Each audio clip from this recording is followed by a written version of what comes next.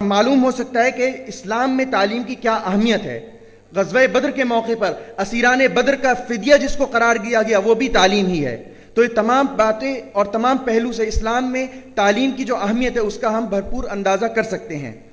رہی بات کہ کون سے علوم ہیں جو اسلام جن کو حاصل کرنے کی ترغیب دیتا ہے اور کن سے منع کرتا ہے، تو اس بات کے واضح طور پر قرآن کریم میں اشارات ملتے ہیں کہ اسلام نے علوم کو دینی اور دنیاوی کے زمرے میں تقسیم نہیں کیا۔ اسلام دعوت دیتا ہے تفکیر کی۔ قرآن کریم کی متعدد آیات ہیں وہ کائنات میں غور و فکر کرنے کی دعوت دے رہی ہے۔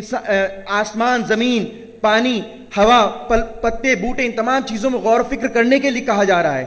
البتہ اسلام جو تقسیم کرتا ہے وہ ہے نافع اور ضار کے اعتبار سے، یعنی ہر وہ علم جو انسانیت کے لیے، خواہ وہ فرد ہو یا سوسائٹی ہو، اس کے لیے نفع بخش ہے، وہ اسلام میں عین مطلوب ہے۔ البتہ وہ علوم جو انسانیت کے لیے نفع بخش نہیں، سوسائٹی کے لیے ہو یا فرد کے لیے، وہ اسلام اس سے روکتا ہے۔ چنانچہ حدیث پاک آپ صلی اللہ علیہ وسلم نے جادو ٹونا یا اس جیسے دیگر علوم کی واقعاتی حقیقت کو تسلیم کرنے کے باوجود ان کے حاصل کرنے سے روکا ہے۔ کیوں؟ اس لیے کہ یہ انسانیت کے لیے مہلک علوم تھے۔ بہرحال یہ موضوع انتہائی حساس ہے۔ تعلیم کے موضوع پر اس قسم کے اویئرنیس کیمپ ہونے چاہیے۔ اس سے انشاءاللہ امید ہے کہ مستقبل میں آگے کی راہیں کھلیں گی اور ہمارے نوجوان نسل کو اس کے لیے ایک مشعل راہ ثابت ہوگا۔ میں جناب راجناتھ سنگھ صاحب یہاں موجود ہیں، میں اپنی بات ختم کرنے سے پہلے ایک گزارش پیش کرنا چاہوں گا۔ ایک طویل عرصے سے ماڈرنائزیشن آف مدرسے کی بات کی جا رہی ہے۔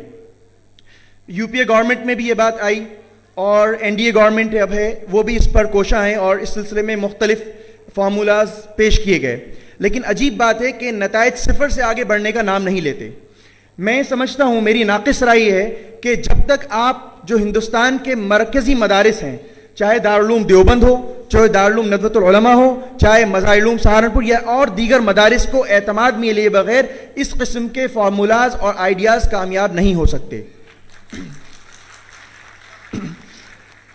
ضرورت اس بات کی ہے کہ پہلے ہم باہمی اعتماد کی فضا قائم کریں۔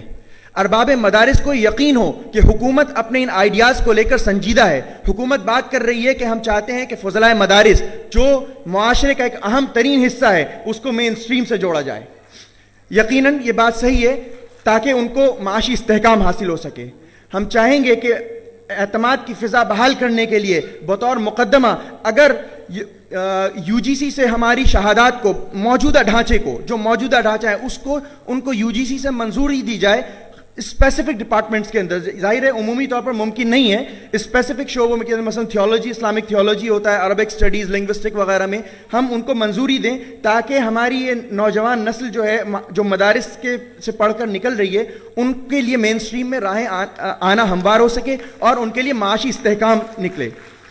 تو ایسے صورت میں میں چاہوں گا کہ حکومت اس سلسلے میں سنجیدہ غور کرے۔ نیز اسی طرح سے اسکالرشپس کا مسئلہ ہے کہ یونیورسٹی اور کالجز کے بچے اگر ہائر اسٹڈیز کے لیے جاتے ہیں تو ماشاءاللہ گورنمنٹ کے کافی پروگرامز چل رہے ہیں جو ان کو وہ اسپانسر کرتی ہے۔